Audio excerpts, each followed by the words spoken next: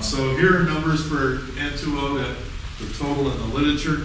The first study I ran into was this old one by Weir, and he had a range of ratios that was more than an order of magnitude. I nearly gave up. That's a biogeochemist nightmare to have that kind of variation. So onward we marched, gathering numbers, and as it turned out, when we gathered a bunch of them, and you separated them into flooded soils, upland soils, that would be forests and other undisturbed uplands, and agricultural soils, and sorted them in here, the averages became more clear, and the variation around those averages much less. It's certainly the case that when you have flooded soils, the fraction is small. Almost all the nitrogen being denitrified moves through the entire reaction and comes out as N2. And in uplands, not so. In fact, in forested uplands, something on the order of half of the nitrogen may come off as N2O. So very different arenas there. All I did was to sort this out on a global basis was to take Sybil Seitzinger's estimate of terrestrial denitrification in the upland times the ratio in agricultural soils, and her estimate for wetlands times the ratio in wetland soils to get a total denitrification and a weighted average ratio in all soils of the world. Then this is the change in the atmosphere. That's measured in the ice core. And that's the ratio of N2O to N2 in the atmosphere. So that's our calculation of what total denitrification must be. Basically similar to groundwater. And so I think we can, there's several things to say about that. Actually, first thing is, this was disappointingly low from a couple of points of view. With all the hype we'd given to denitrifiers, I thought that might be the real return of nitrogen fertilizer to the atmosphere. To look at the glass as half full, that number's disappointingly low today, but it gives some a real potential option for policymakers in the future to manage wetlands better and to know about the kinds of things that control whether denitrification of wetlands comes off as N2O, which is a problematic gas for global warming, or whether it comes off as N2, which is odorless, colorless, and inert.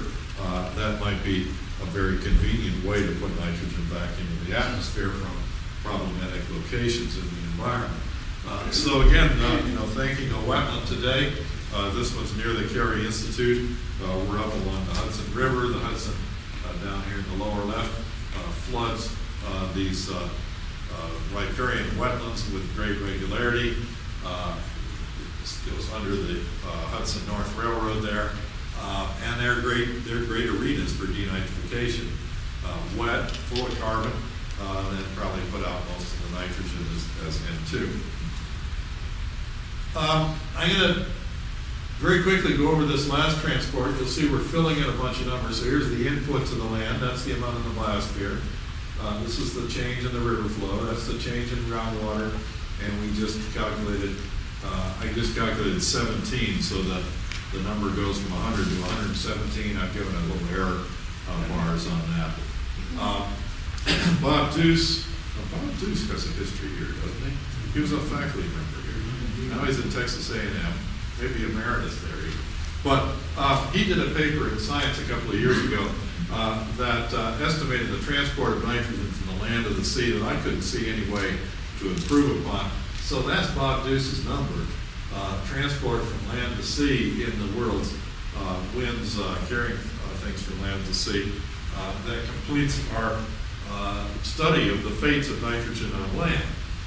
And we'll sum these up in this table. And if I was going to go before a hearing in Congress or some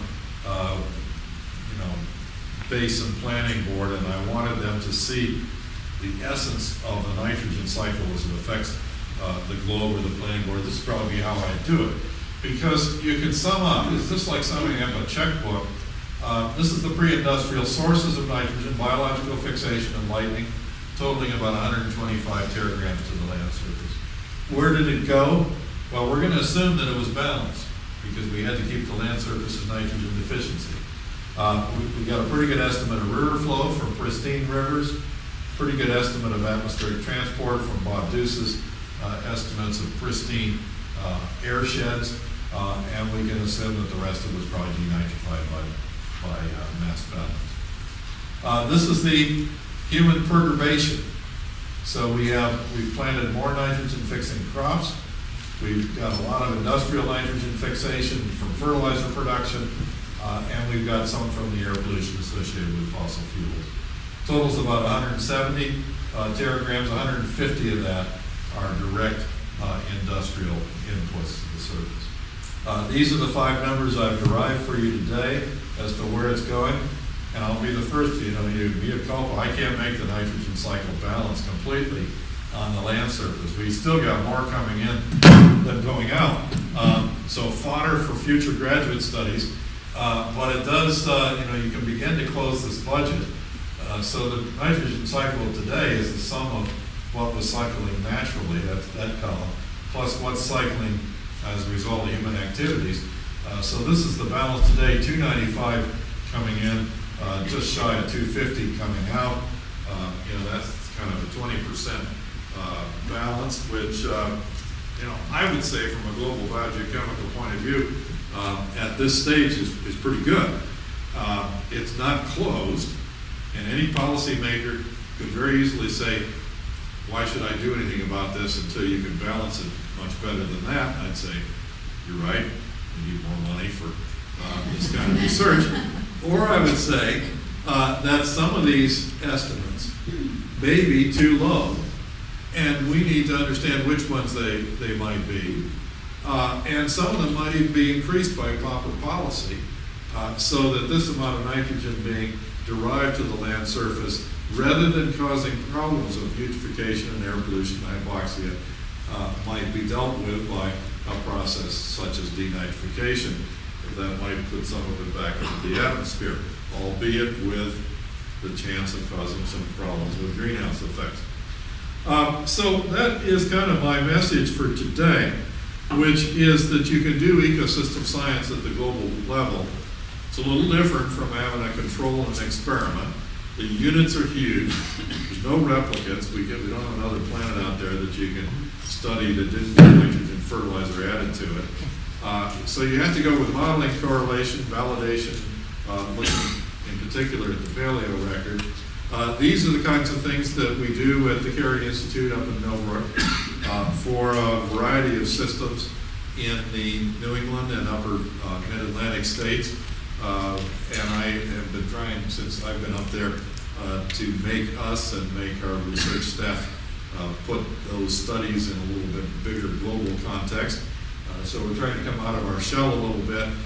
And in every case, these are the kinds of studies and the kinds of involvement that scientists need to have so that the policymakers, the media, journalists can report on the story accurately.